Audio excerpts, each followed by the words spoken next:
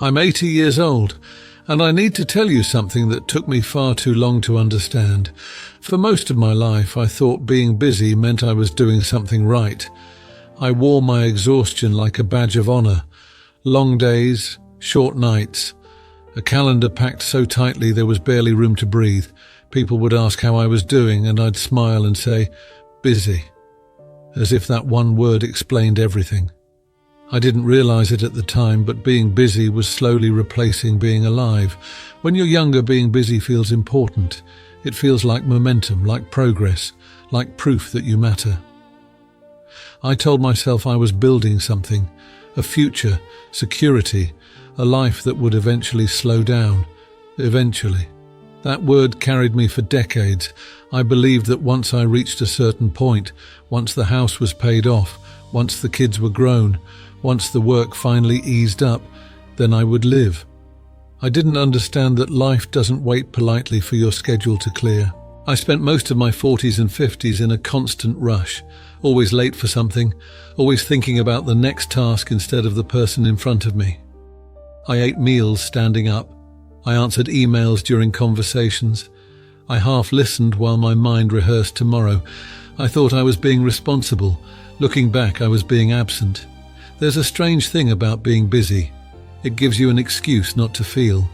When you're constantly occupied, you don't have to sit with discomfort. You don't have to ask yourself hard questions. You don't have to notice what's missing. Busyness numbs you. I didn't notice how quiet my house was becoming, how my children stopped telling me small things, how my wife learned not to wait up for me anymore, not because they stopped caring, but because they adapted. I told myself they understood. But understanding isn't the same as being present. One night I came home later than usual. The house was dark, everyone asleep. I stood in the kitchen, still wearing my coat, and realized something that unsettled me. If I disappeared tomorrow, the routine would barely change. That thought stayed with me longer than any meeting ever had. At 80, I can see the pattern clearly. I confused motion with meaning. I thought activity was the same as purpose, but the busiest years of my life were also the emptiest. I remember a Saturday when my son asked me to help him build something for school. I told him, "Not today. I've got too much going on." He nodded and went back to his room. That project never came up again.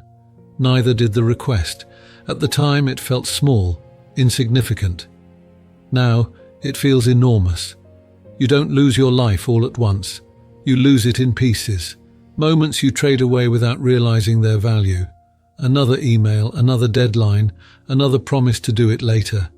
Later became my most used word. Later also became my biggest regret. I wish someone had told me this when I was younger. Being busy doesn't mean you're needed. It just means you're occupied. The people who mattered most to me never needed my productivity. They needed my attention. At 80, attention feels like the most precious currency in the world, because it's the one thing you can't get back. I used to believe rest was something you earned, that slowing down was a reward for finishing everything else, but everything else never finishes. There's always another task, another obligation, another reason to stay distracted. If you wait until life calms down to start living, you'll wait forever. I know people younger than me who are already exhausted, already overwhelmed, already telling themselves the same lies I told myself. I'll have time later. This is just a busy season. Once things settle down, things don't settle down, they pile up. And one day, you look around and realize your life happened while you were busy managing it. The cruel irony is this: when you finally slow down, you realize how much you missed. At 80, my days are quieter now, painfully so at times. I have time to sit, time to think, time to notice, and I can tell you with certainty, the moments that matter don't announce themselves. They look ordinary while they're happening. A conversation at the table, a walk with no destination, sitting with someone without checking the clock. Those moments don't feel productive, they don't feel efficient, but they are life. I used to think my worth came from what I accomplished. Now I know it came from how present I was, and I wasn't present nearly enough. If you're watching this and your life feels constantly rushed, if your days blur together in a haze of obligations, if you're always tired but can't explain why, please hear me. You are not behind, you are not failing, but you might be trading your life away one busy day at a time. Ask yourself something tonight, honestly. Who in your life is getting your leftovers instead of your best? And what are you telling yourself can wait?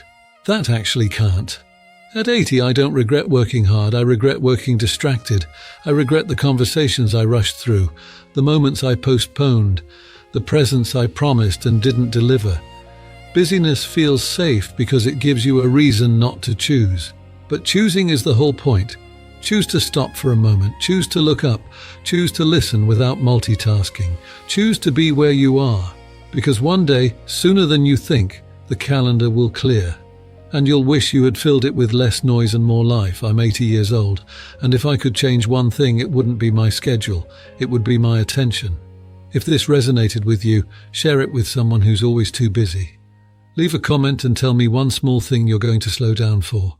And subscribe if you want more of these conversations. I don't have unlimited time left, but maybe my mistakes can save you some of yours.